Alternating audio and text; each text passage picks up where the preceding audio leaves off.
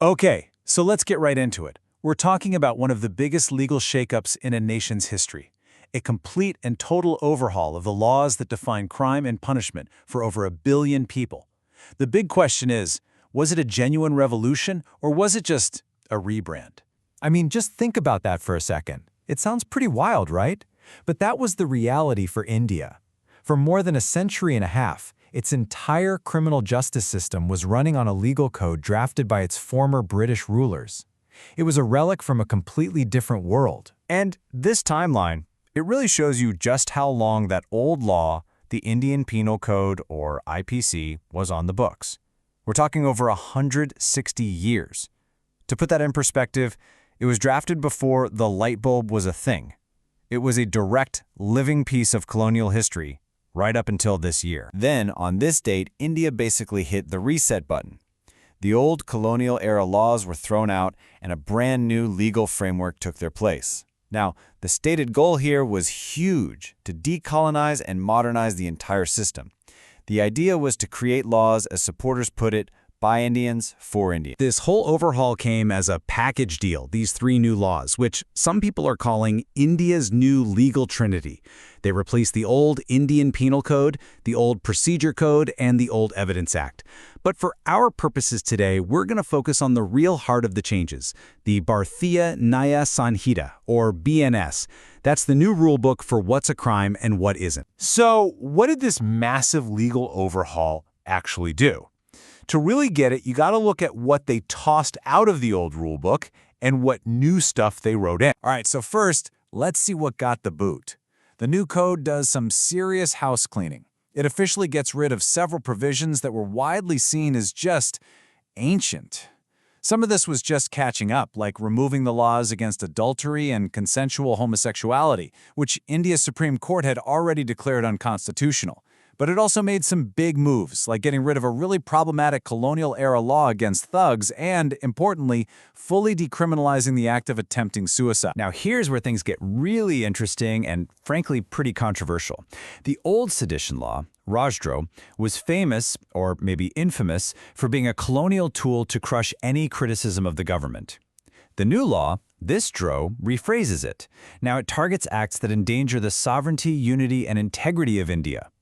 That's a much broader definition, and critics are seriously worried about how it could be used. The new code also tries to catch up with a modern world. For the very first time, there are specific crimes on the books for mob lynching and for organized crime. Huge issues the old law just wasn't built to handle. It also lays out a formal definition of a terrorist act right in the main code, and creates a new, and pretty debated, crime of getting someone to have sex through deceit, like with a fake promise of marriage. Here's another first. Community service is now an official form of punishment.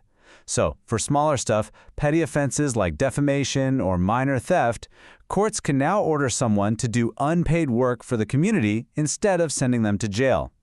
The big idea here is to give judges another option and hopefully help with the massive overcrowding problem in India's prisons. And all of this, it brings us to the core of the debate.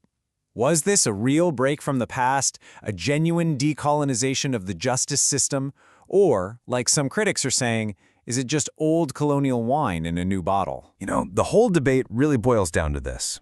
On one side, you have supporters who see a modern, victim-focused code that was designed by Indians for Indians, and that finally takes on modern crime. But on the other side, you've got critics who see the same old colonial skeleton, just dressed up in new clothes. They're worried that some of the vague new rules could be used to silence people, and that the code just didn't go far enough to get rid of old-fashioned patriarchal ideas. Okay, but laws on paper, that's one thing. The real question, the one that really matters, is how is this giant change actually working out in the real world? Let's look at the reality on the ground, in the police stations and communities across India. And, well, this quote from Professor K.A. Pandey pretty much sums it up. What he's saying highlights the biggest problem so far. There's this huge gap between the ambitious new laws and what's actually happening day to day. The roadblocks have been immense, and they start with something as simple as the human factor. I mean, think about it. You have police officers whose brains are wired to the old section numbers for decades. That muscle memory is slowing everything down.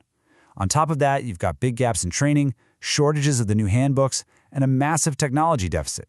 especially in rural areas that just don't have the tools to make these modern laws work. And that technology gap leads to a really serious digital dilemma. The new laws say you have to do things like video record crime scenes, which sounds great for transparency, but experts are warning that if you don't have a secure system to protect that digital evidence from being messed with, then the very thing that's supposed to build trust could get thrown out in court. So what you should really take away from all this is that the final story of these laws is far from finished. The true test isn't in how they were written, but in how they're going to be applied and interpreted for years to come. At the end of the day, just like with any major legal reform, the real meaning and the actual impact of the BNS, that's going to be decided by the judiciary. It'll be the high courts and the Supreme Court that, case by case, will shape what this new legal era truly means for the rights of every Indian citizen. Which leaves us with this final, massive question. The first chapter of India's new criminal code has been written, no doubt. But whether it really marks the dawn of a new era of decolonized justice, or if it's just a really complex legal experiment with an ending nobody can predict, well, that final verdict is still very much out.